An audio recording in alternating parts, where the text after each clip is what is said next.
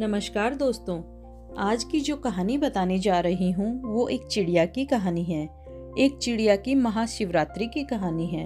इस कहानी का जिक्र शिव महापुराण में भी मिलता है। भगवान कहते हैं जो इस कहानी को पूरी लगन से और ध्यान से सुनता है तो उसके सभी पाप नष्ट हो जाते हैं और महादेव की कृपा उस पर बनी रहती है।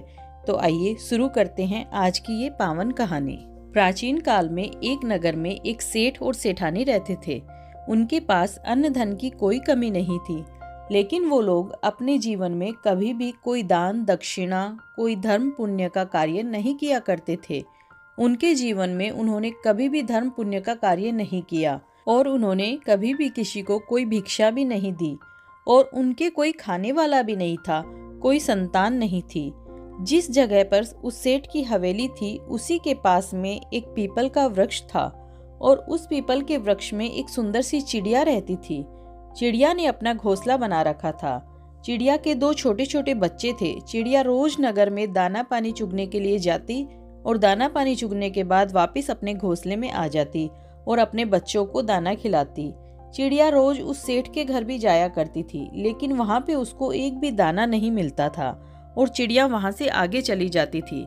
चिड़िया अपने मन में सोचने लगती है कि पूरे नगर में सबसे बड़ी हवेली इसी सेठ की है। ये बहुत धनी व्यक्ति है, लेकिन ये कभी किसी को दान नहीं देता है, कभी किसी भिक्षुक को भिक्षा नहीं डालता है, कभी कोई धर्म का कार्य नहीं करता है, कभी कोई मंदिर में सहयोग भी नहीं करता है, कभी किसी असहाय की सहायता भी नहीं करता है, ना ही कभी पक्षियों को दाना डालता है। ये सेठ बड़ा ही कंजूस है। एक दिन चिड़िया सुबह के वक्त अपने घोंसले से उड़कर उस सेठ की हवेली पर जा बैठती है। जब वो चिड़िया सेठ की हवेली पर जाकर बैठती है तो सेठ और सेठानी बात कर रहे थे। सेठानी अपने पति से कह रही थी कि सेठ जी, हमारे पास इतनी धन दौलत है, इतनी संपत्ति है, पूरे नगर वाले हमें नगर सेठ कहते हैं। हमारे पास धन की कोई कमी नहीं है, लेकिन इस धन का हम क्या करें? हमारा कोई वारिश ही नहीं है, कोई पुत्र ही नहीं है। इस धन को खाने वाला कौन होगा? तब सेठ जी अपनी सेठानी से कहता है कि सेठानी जी, इसमें मेरा क्या कसूर है? हमारा नसीब ही कुछ ऐसा है। हो सकता है हमारे नसीब में पुत्र प्राप्ति नहीं है, पुत्र धन की प्राप्ति नहीं है। सेठ कहता है जब तक जिएंगे तब तक इस धन को भोगेंगे, उसके बाद जिसके नसीब में होगा वो इस धन को खाएगा।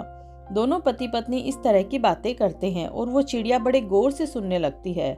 वो चिड़िया सेठ और सेठानी की पूरी बात सुनकर आगे चली जाती है और अपना दाना पानी चुगने के बाद वापस अपने घोंसले में चली जाती है। अब चिड़िया रोज उस सेठ के घर जाने लगी और उनकी पूरी बात सुनने लगी।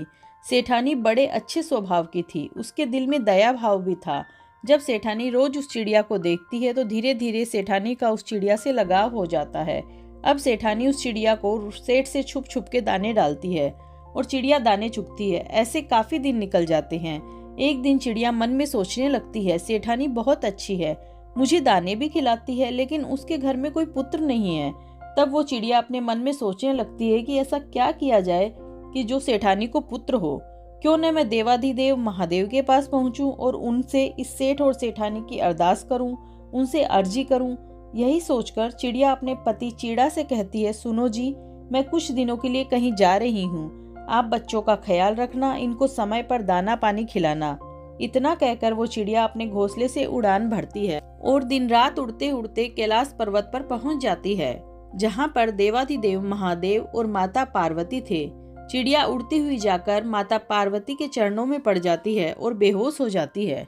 माता पार्वती चिड़िया को अपने हाथों में उठाती है और चिड़िया को होश में लाती है और चिड़िया से कहती है, चिड़िया तुम कहाँ से आई हो, इतनी परेशान क्यों हो?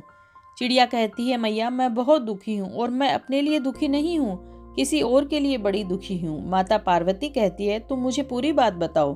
तब चिड़िया कहती है, मैया जहाँ मैं रहती हूँ वहाँ एक सेठ और सेठानी रहते हैं, उनके कोई पुत्र नहीं है और वो सेठानी बहुत भोली है, उनको एक पुत्र दे दीजिए।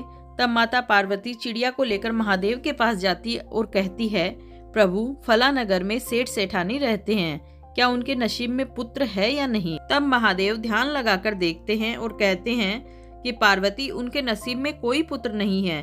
तब माँ पार्वती जिद करती है कि ये चिड़िया बड़ी दूर से आई है, ये आस लेकर आई है कि हम इसकी सहायता करेंगे। पार्वती की जिद के आगे शिवजी मान जाते हैं और कहते हैं उन्हें पुत्र की प्राप्ति तो हो जाएगी, लेकिन उन्हें दान धर्म पुण्य करने होंगे। नास्तिक से आस्तिक बनना पड़ेगा। अगर ऐसा होता है तो उन्हें एक पुत्र की प्राप्ति होगी। तब चिड़िया कहती है, हे भगवान, मैं पूरी कोशिश करूंगी कि ऐसा ही हो। तब महादेव कहते हैं, तथास्तु। चिड़िया माता पार्वती और महादेव को प्रणाम करके वहां से उड़ान भरती है और घोंसले में आ जाती है। उसके 9 महीने बाद सेठानी को पुत्र की प्राप्ति होती है। सेठ और सेठानी पुत्र को पाकर बहुत खुश होते हैं और चिड़िया भी बहुत प्रसन्न होती है कि उसकी मेहनत सफल हो गई। धीरे धीरे सेठ का लड़का बड़ा होता जाता है। एक शिवरात्रि निकल गई, दूसरी शिवरात्रि निकल गई, इस तरह से 5वीं शिवरात्रि आती है। तब वो चिड़िया बहुत चिंतित होती है कि सेठ का लड़का 5 साल का हो गया और ये सेठ और सेठानी कोई भी दान धर्म पुण्य का कार्य नहीं कर रहे हैं। चिड़िया सोचने लगती है, अगर इन्होंने दान धर्म पुण्य नहीं किए तो इनका पुत्र अल्पायु हो जाएगा, उसकी आयु बहुत कम होगी। चिड़िया सोचती है कि इनको कैसे कहूँ, ये लोग तो मेरी भाषा भी नहीं समझते हैं। तो फिर वो कैलाश के लिए वापस उड़ान भरती है और माता पार्वती के चरणों में गिर जाती है। माता पार्वती उसको अपनी गोद में उठा लेती है और कहती है, पुत्री, अब तुम्हें क्या कष्ट है? सेठ सेठानी को पुत्र की प्राप्ति तो हो गई है। तब चिड़िया कहती है, माता, सेठ और सेठानी को पुत्र की प्राप्ति तो हो गई है, लेकिन मैं उनको सद्मार्ग पर लाने में असक्षम रही। दोनों पति पत्नी अभी भी कोई दान धर्म पुण्य नहीं करते हैं। तब महादेव कहते हैं, तो उनका पुत्र अल्पायु होगा। तब चिड़िया माँ पार्वती के सामने अपना सिर पीटने लगती है और कहती है, मैया, उनका पुत्र दीर्घायु होना चाहिए, अल्पायु नहीं। चिड़िया ये बात जानती थी कि जब पिता से कोई चीज चाहिए तो माता को मना लेना चाहिए, फिर पिता मना नहीं कर सकते। तब माँ पार्वती फिर से चिड़िया को अरदास शिव जी से करती है कि महादेव, ऐसा नहीं होगा। चिड़िया कहती है, माता, वो मेरी भाषा तो समझते नहीं है। माता, आप और भोलेनाथ वहां जाकर उन्हें समझाइए, तब तो ये कार्य हो सकता है। तब भोलेनाथ कहते हैं, ठीक है, ऐसा ही होगा, हम बहुत जल्द वहां आएंगे। प्रिय दर्शकों, फिर चिड़िया वापस अपने घोंसले में आ जाती है। फिर एक दिन महादेव और पार्वती माता एक भिक्षुक का रूप धारण करके सेठ और सेठानी के द्वार पर आते हैं और सेठानी से कहते हैं, मैया, हमको बहुत तेज भूख लग रही है, हमको भोजन खिलाइए। यदि तुम लोग हमें भोजन नहीं खिलाओगे तो हम लोग तुम्हें श्राप दे देंगे और तुम बर्बाद हो जाओगे। तब सेठानी हाथ जोड़कर कहती है, बाबा, आप हमें श्राप मत देना, मैं आपको जरूर खाना खिलाऊंगी। और सेठानी उन दोनों को अपने घर के अंदर ले जाती है और अच्छे अच्छे पकवान बनाकर खिलाती है। और सेठानी का पुत्र भगवान को खाना ला कर देता है, कभी मिठाई लाता है तो कभी सब्जी और पूड़ी। ये देखकर माता पार्वती बहुत खुश होती है और सोचती है, ये महादेव का आशीर्वाद है, इसीलिए इतना चंचल है।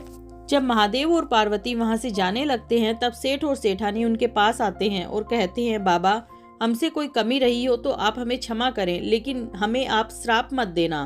तब महादेव कहते हैं, सेठ जी, गलती तो आपने बहुत की है और इसी तरह से रहे तो तुम्हारे पुत्र पर घोर संकट आने वाला है और तुम्हारा पुत्र बहुत जल्द इस दुनिया से अलविदा होने वाला है। तब सेठ और सेठानी महादेव के चरणों में गिर जाते हैं और कहते हैं, बाबा, हमें कोई मार्ग बताइए, हम क्या कर सकते हैं, हम अपने पुत्र को खोना नहीं चाहते हैं।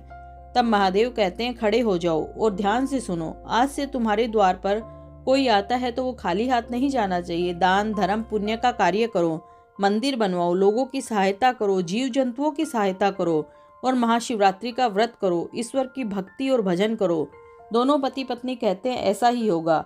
तब महादेव कहते हैं, ये जो तुम्हें पुत्र की प्राप्ति हुई है, ये तुम्हें चिड़िया की वजह से मिला है, जो उड़कर कैलाश तक पहुंची है और हमसे अर्जी करके विनती करके ये पुत्र मांगा है। ये उसकी भक्ति का फल है। तभी वो चिड़िया वहां आ जाती है और महादेव और माता पार्वती को प्रणाम करती है। प्रिय दर्शकों, ये दिन महाशिवरात्रि का था, जिस दिन महादेव सेठ और सेठानी के घर आए और उनको अपने असली रूप में दर्शन दिए और चिड़िया की शिवरात्रि सफल होती है। बड़ी धूमधाम से सेठ और सेठानी शिवरात्रि मनाते हैं और व्रत रखते हैं और साथ में चिड़िया भी व्रत रखती है और देवाधिदेव के दर्शन पाकर वो तृप्त हो जाते हैं। उनकी शिवरात्रि सफल हो जाती है।